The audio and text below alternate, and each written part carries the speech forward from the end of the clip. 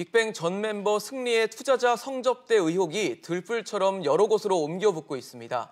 이런 가운데 승리가 운영했던 클럽 버닝썬이 대대적인 탈세를 한 정황이 드러나 논란이 더 커지고 있는데요. 고급화 전략으로 개업 당시부터 화제를 모았던 클럽 버닝썬이 주로 현금이나 통장 입금을 통해서 세무 당국의 눈을 피해 탈세를 했다는 거죠.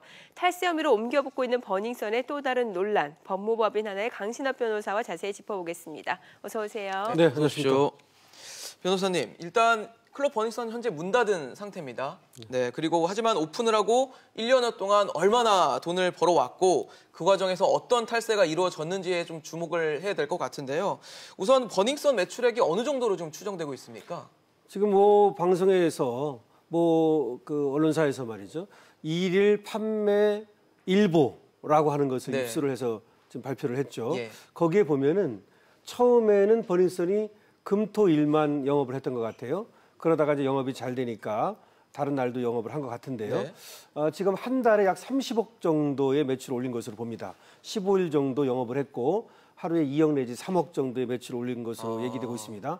초기에는 1억 정도 매출을 올리다가 그다음에 2억, 3억까지 갔다고 얘기합니다. 네. 그렇게 되면 1년 동안 했거든요. 예. 그렇게 되면 300억 내지 400억 정도의 매출을 올렸을 것으로 추산됩니다. 네.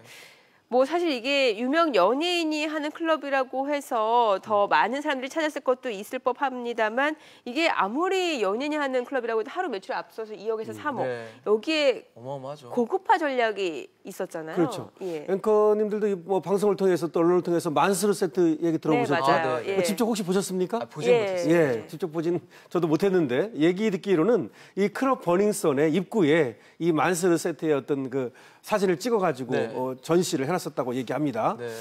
그런데 이 만스루 세트라고 하는 건 뭐냐면 1억짜리 세트가 있고요. 네. 그다음에 더블 만스루 세트라고 하는 것은 2억이라는데요. 아르망드 브리럯 12리터 저게 아마 샴페인인가 봐요. 샴페인. 예, 네. 저게 2,800만 원. 그다음에 루이 13세 저 고급 양주죠. 네. 저런 것들로 구성이 돼서 원가가 3,800만 원. 이라고 합니다. 네. 근데 저걸 1억에 팔았다는 거죠. 그래서 이익이 6,200만 원이고요. 네. 저 만스루 세트 말고도 대륙 세트라는 것이 있었어요. 대륙 세트. 대륙 A, B, C. 네. 대륙. 중국 사람들이 많이 오니까 아마 대륙이라고 이름을 붙였던 것이 아닌가 싶은데요.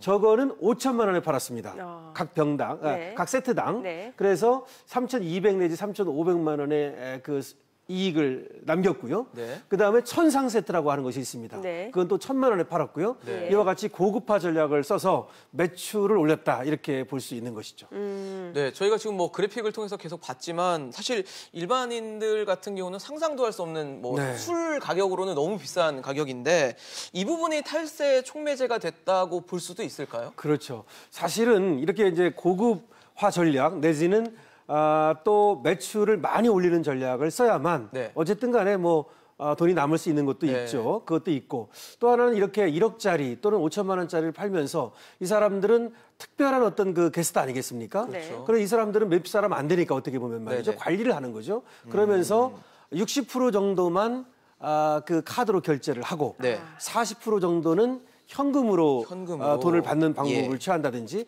또 때로는 말이죠. 저 전체를 현금으로 받았다고도 합니다. 그 예. 5만 원짜리 돈을 그 비닐에 싸가지고 와가지고 네. 이 건네는 것을 봤다라고 얘기하는 직원들도 있습니다. 예. 저렇게 되니까 어쨌든 간에 60%만 카드 결제를 했다면 그것만 신고를 하는 거죠. 만약에 아까 우리가 한 달에 30억 정도의 매출 올렸을 것으로 보잖아요. 네. 그럼 6, 3, 18, 18억 정도만 매출액으로 신고를 하고 네. 나머지는 현금으로 받아서 아니면 또 어떻게 받냐면 외상으로 합니다. 예.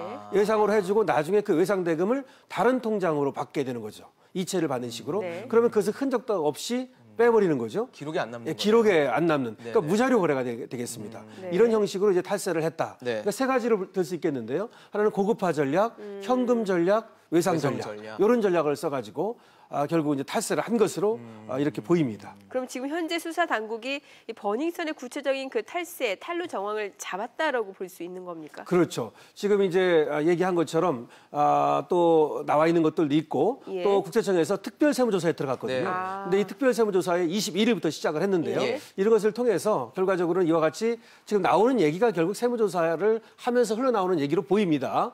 그렇게 돼서 결과적으로는 탈세 정황을 잡은 것이고 여기에 대해서 이제 조사가 강도 높게 이루어지고 있습니다. 네, 지금 뭐 변호사님께서 지적하신 내용들, 뭐 현금 결제, 외상 전략, 뭐 고급화 전략 이런 것들이 사실 뭐 버닝썬만의 수법이라기보다는 강남에 있는 뭐 큰 클럽들은 전통적으로 이런 수법을 쓴다 얘기가 있더라고요. 그래서 지금 아레나 또 다른 클럽이죠. 아레나 그렇죠. 같은 경우도 실소유주가 구속되고 구속됐죠. 수사가 지금 진행 중인 거죠. 네. 처음에는 이제 그 바지 사장이라고 하는 사람들, 네네. 이 사람에 대해서만 수사가 되다가 이번에 이제 바지 사장이라고 하는 사람 중에 한 사람하고 그 다음에 강모 씨라고 하는 네네. 실질 소유주가 소유주. 구속이 됐습니다. 예. 그리고 여기서는 약 160억 정도의 탈세가 있었던 것으로 이렇게 발표가 되고 있거든요. 네. 그러니까 지금 뭐 아레나를 본따서 버닝썬을 만들었다는 거거든요. 그렇기 때문에 강남 클럽의 전반적인 어떤 탈세가 있었던 것으로 이렇게 보입니다. 근데 뭐 전통적인 방식이다라고 제가 표현을 하기도 했지만 그 정도로 만연해 있던 방식이었다면 그렇게요. 수사당국에서 왜 못 막고 있었을지 이것도 좀 의문이거든요. 이제 이런 것 같아요. 버닝썬 같은 경우는 지금 1년 정도였거든요. 네. 이제 1년 하다 닫았지 않습니까? 예. 그러니까 세무조사가 한 1년 만에 금방 들어가진 않거든요. 정기 세무조사는 네. 말이죠. 그다음에 특별 세무조사라고 하는 것은 특별한 어떤 신고가 있다든지 그런 계기가 있어야 들어가는 것 아니겠습니까? 네. 그래서 어쩌면 바로 이렇게 짧게 하고 나서 치고 빠지고 이런 방법을 쓰지 않았나라는 생각도 드는데요. 몽키 뮤지엄이라고 있었죠. 예, 네. 그 몽키 뮤지엄이 버닝썬 이전에 그 승리 씨가 했던 그런 네. 지점입니다. 네. 여기서도 약 8억 정도의 탈세를 했던 것으로 보도되고 있거든요. 그래서 버닝썬도 하나는 이 기간이 얼마 안 됐기 때문에 정기 세무조사나 특별 세무조사가 안 된 것으로 볼 수 있고 네. 또 하나는 사실은 유착 관계. 그러니까 결국은 지금까지 여러 가지 뭐 구청과 유착, 경찰과의 유착이 나오지 않습니까? 네네. 마찬가지로 이 세무당국과의 유착도 있었을 가능성. 왜 그러냐면 이 버닝썬 이전에 아레나 같은 곳은 이미 오랫동안 하고 있었거든요. 그리고 또 다른 많은 강남 클럽이 있었거든요. 근데 그런데에도 제대로 이렇게 되지 않았을 가능성 추적이. 그리고 또 하나는 이 추적을 어렵게 하는 금방 얘기했던 것처럼 네네. 현금 결제라든가 네. 외상 결제 이런 것들은 자세히 들여다보지 않으면 사실 네. 추적이 어렵거든요. 네네. 이런 것들이 종합적으로 영향을 미치지 않았나 생각이 됩니다. 자, 그럼 다시 버닝썬 얘기를 해볼게요. 지금 그럼 탈세 책임을 누가 질 것이냐. 이게 앞서서 아레나도 말씀을 주셨다시피 실소유주하고 바지 사장이 다르잖아요. 그러면은 이 버닝썬에 대해서도 어떤 그 지분 구조를 좀 봐야 될 것 같아요. 버닝썬의 먼저 지분 구조를 한번 보십시오. 예. 네. 버닝썬은 유리홀딩스라고 있죠. 네. 이인석 씨하고 승리가 만든 유리홀딩스가 20%를 갖고 있고요. 네. 그다음 린사모라고 하는 대만 사람이 있다 그랬잖아요. 그 사람이 20%를 갖고 있습니다. 그다음에 이문호라는 사람이 10%를 갖고 있어갖고 네. 승리의 우호 지분이 50%입니다. 아. 그다음에 이거 말고 르 메르디앙 호텔 측 네. 있죠. 네네. 여기서 전원 사람이라고 그러는데요. 42%를 갖고 있고요. 이성현 씨가 8%를 갖고 있습니다. 이렇게 이제 50대 50으로 갖고 있는 겁니다. 네. 승리 측 50. 호텔 측 50입니다. 네. 근데 문제는 이제 공동대표가 3명이 있습니다. 네. 근데 1차적으로는 이 운영자인 공동대표들이 책임을 지는 겁니다. 아, 1차적으로는 예. 말이죠.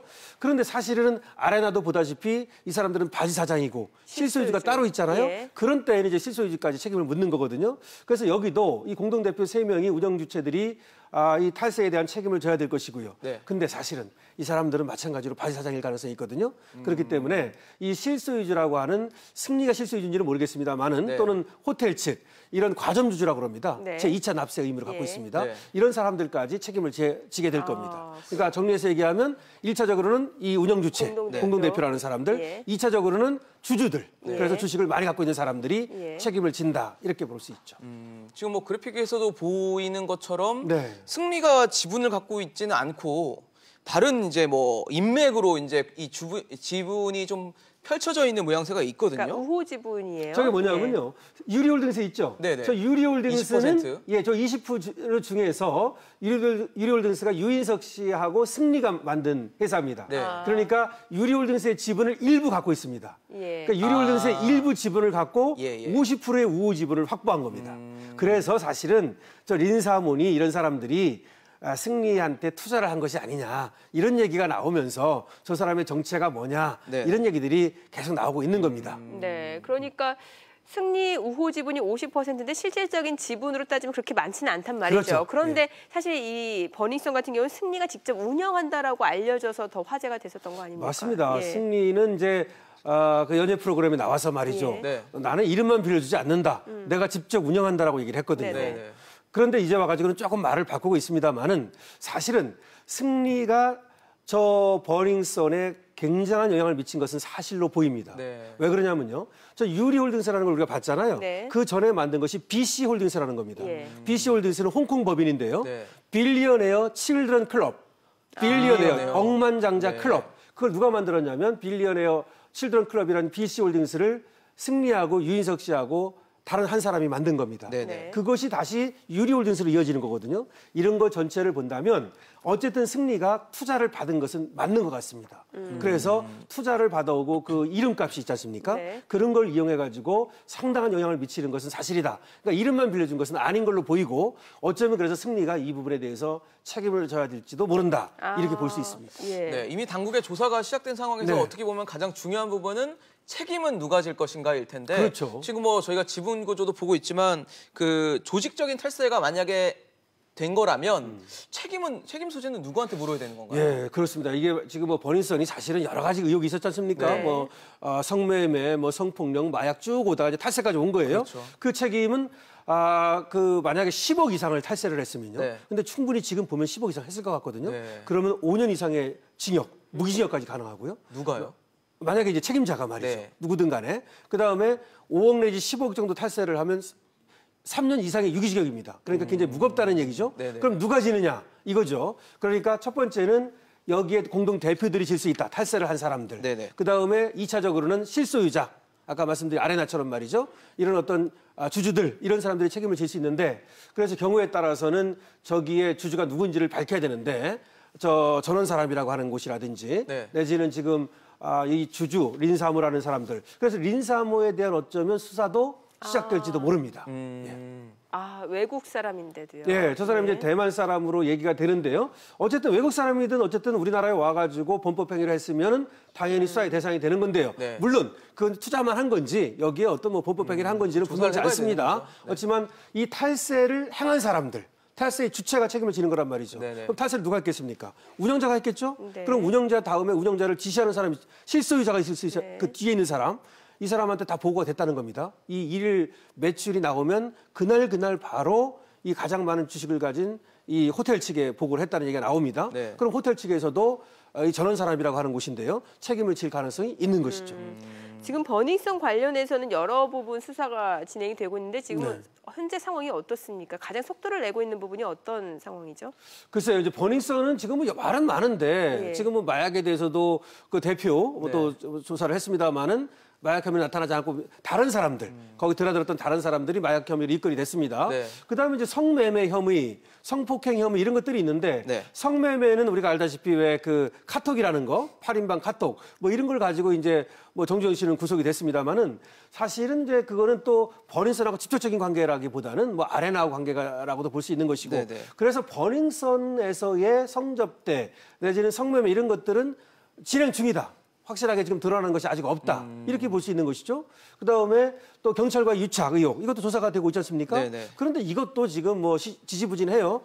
그래서 그 지지부진한 이유를 정확히 알 수는 없으나 경찰 당국에서 좀 여기에 대해서 상당히 좀 속도를 내야 되지 않을까 이런 생각은 듭니다. 예. 그렇다면 뭐 변호사님께서도 지적을 해주셨지만 그 메신저에서 뭐 거론됐던 대화에만 의존해서 수사를 하게 되면 실질적으로 나중에는 결과적으로 봤을 때는 뭐 아무도 처벌받지 않고 그냥 유야무야 끝나는 게 아니냐라는 걱정도 있고 걱정이라기보다는 이 사건에 대해서 공분이 크기 때문에 그거에 대한 우려라고 할까요? 그런 것들도 있거든요. 예, 당연합니다. 아주 중요한 지적입니다. 지금 사실은 그 안에서 그 목격자들이 많이 나와 있거든요. 네. 모 방송에서 뭐 SBS에서 방송했지 않습니까? 그것이 알고 싶다. 여기서 방송할 때도 굉장히 많은 사람들이 그 제보가 들어왔다는 겁니다. 300 몇 건이 들어왔다. 거기 갔더니 어떤 굉장히 뭐 이상한 장면을 많이 봤다 이런 것들 말입니다. 그래서 실제로 거기서 뭐 그 물뽕을 먹이고서 성폭행이 있었느니 여러 가지 지금 정황이 있습니다. 네네. 그런 정황이 있음에도 불구하고 이 피해자가 또 나타나야 되고 여러 가지 문제가 있다 보니까 제대로 수사가 안 되고 있는 겁니다. 그리고 이 사람들은 또 발뺌을 하고 있고 네. 어떻게 얘기를 하냐면 뭐 그 아레나 같은 데 갔을 때에도 지금 아는 사람들하고 가서 그냥 우리끼리 맥주 먹고 오고 술 먹고 왔을 뿐이다. 뭐 그런 일이 없었다. 네. 뭐 이렇게 얘기를 하는 사람들도 있고요. 하여튼 그래서 여기에 대해서는 이 목격자라든가 내지는 피해자라든가 이런 사람들에 대한 수사가 좀 정밀하게 이루어져야만 그 안에서 도대체 무슨 일이 있었는지 그야말로 성폭행이 있었는지 또 성폭행을 하기 위해서 물뽕이라고 하는 마약이 있었는지 네. 뭐 이런 것들이 밝혀질 것이고 어쨌든 중요한 것은 수사당국의 의지가 굉장히 중요하다 이렇게 볼 수 있겠습니다. 네, 알겠습니다. 오늘 클럽 버닝썬과 관련된 여러 가지 의혹들을 짚어봤습니다. 강신업 변호사였습니다. 잘 들었습니다. 감사합니다.